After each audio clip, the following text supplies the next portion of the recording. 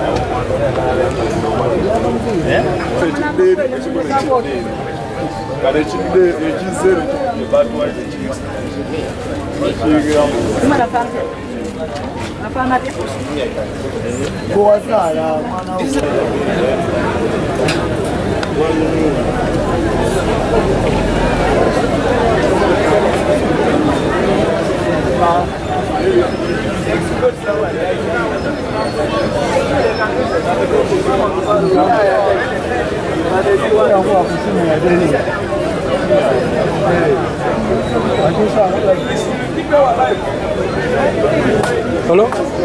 Wanji? Byaka goda chikasa pe mabega. Ona abantu bachali kusini. Abadde basala scrap. Bafude babiri bafide ekintu kyakigudde mu katala amajiga gacha kinonye.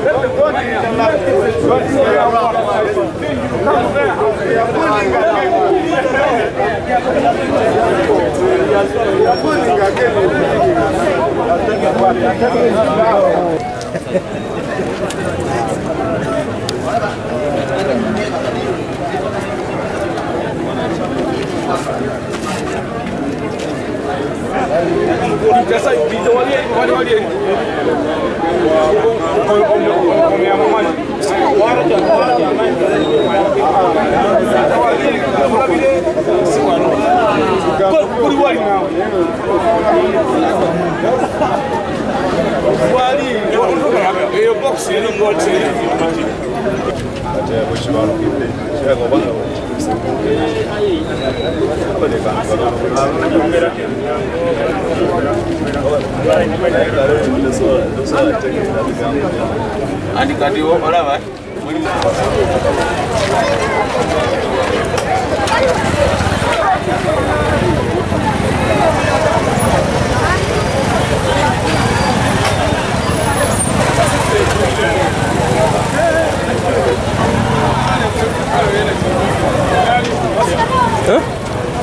Ife tubadde ku mulimu kuva ku mulimu tulinawo mashini zibadde zivuuma kati ffe ne tuwulira bwe tuwulidde ne tulowooza oba accident kuba ne lutu eri twali ku mulimu era ne tuwulira ekintu ekibwatuka kati nze ndowoozeza accident ngamba bosi ne mugamba kyabika accident kakati olumaze kati mbadde nzijja bwe nti mu kkubo mpulira wali mbate kivugidde abantu bafudde babiri ningamba akasooka enziruka eyondabe amanya gange yenze ko boy Steve chairman wa Katale wano kudai nibadde sabantu nga musanvu dakika nga 3 oba 4 ne tuwulira ekivuga kibyenyo fera gye tubadde buli omu neyeekanga tubadde tulowooza tuba mupira gwa trailer gwabise akaseera ako buli omu n'adda kuvye feri gye tubadde mu Katale waisewo dakika nga 10 ate ne tulaba abantu batandika okudduka bakola batya badde ebomu eto omuntu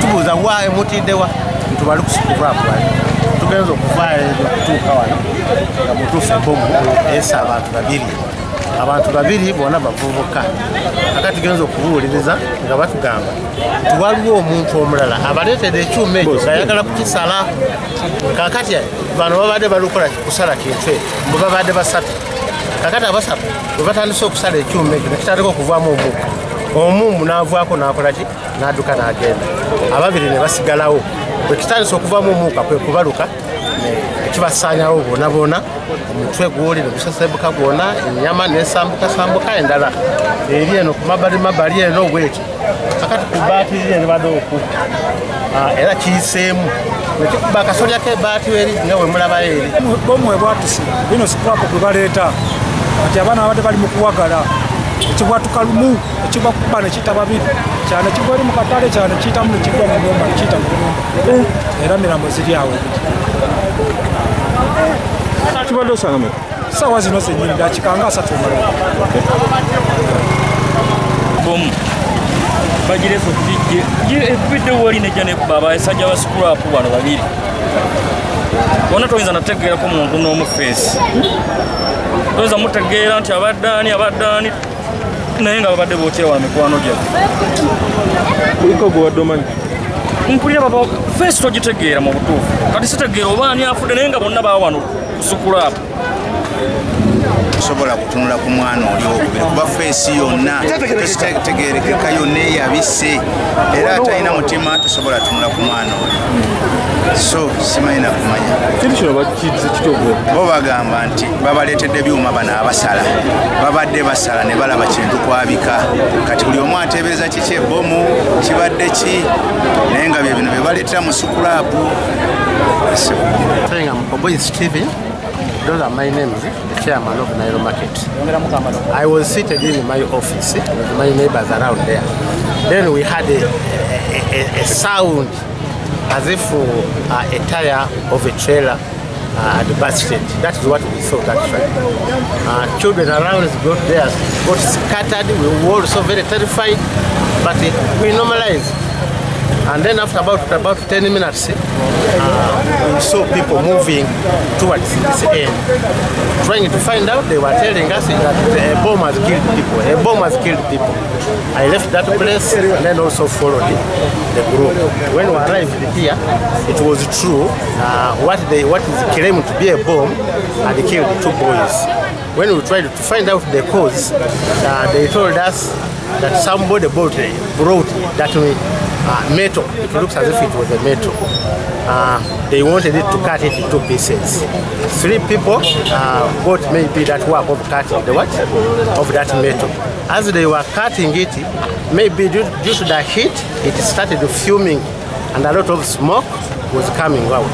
One of the boys decided to run away. And after the other had run away, The two who remained with the machine, the thing blasted and it killed both of them. When we came there, we also saw when it blasted, some particles flew in the air and even destroyed one of the roofs of the house around there.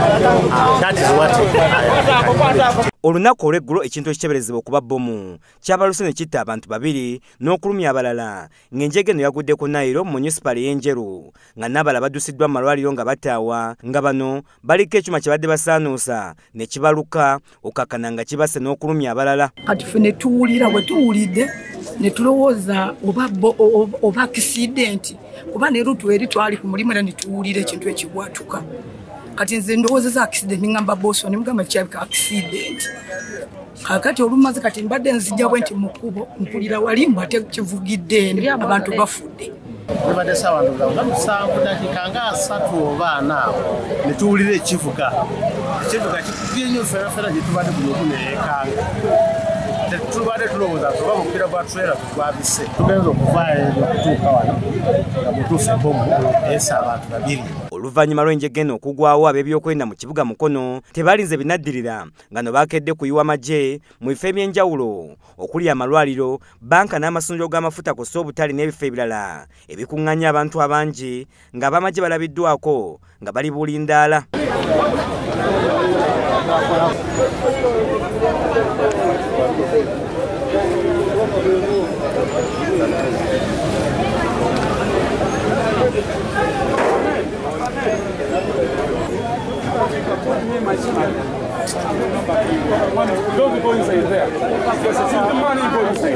Ku ddwaliro lya gavumenti erya Mukono General Hospital bakira bakeera buli ayingira nga tebataliza na basawo abakolerayo nga mu bifo ebirala bakumadde balabiddwako nga bagobaganya abagoba bodaboda ne taxi baleme kusimba mu maaso ag'ebifo ebyo.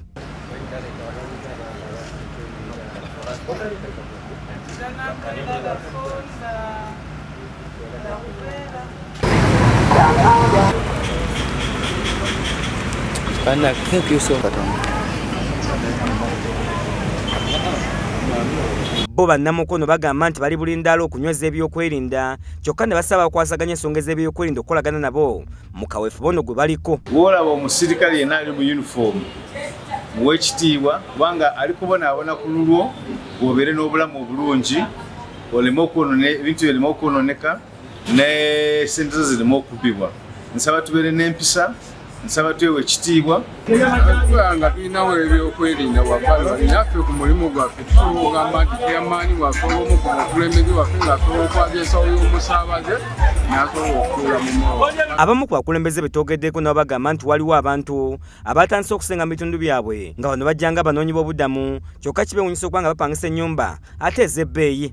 Mbadde nsaba gavumenti ne bekikwatako bonna okutuwa sapoti nga ffe mu indasitule yaffe ya takisi okulaba nga twewala obuzzi bw'emisango bomu ezitambula n'ebirala. Omulaba anoonya buli kaseera obulamu bw'abantu, anoonya obulamu bw'eggwanga lyaffe Uganda olw'ebikulu n'ebirungi ebiri mu ggwanga lino. Naye nga bwe tufunye okulabulwa ebitongole by'okwerinda nti waliwo abantu abatali batuufu abayingidde mu ggwanga lino, nange eddoboozi lino likutuukeko wonna w'oli naddala mu masinzizo abasumba. Omuntu yenna okuyingira mu ssinzizo akeberebwe nga tannaba kuyingira, era omuntu yenna okukusemberera oteekwa okumanya muntu kika kyakusemberera okujja gy'oli. Ye omwogezi wa poliisi munda mu ggwanga erya Uganda Fande Lusoke Kituma gwe tufunye okuyita ku lukomo lw'essimu bw'ati bw'alambuludde ku nsonga eno. Nenga, me as a PRO of Uganda Police, no, I have not received that information yet.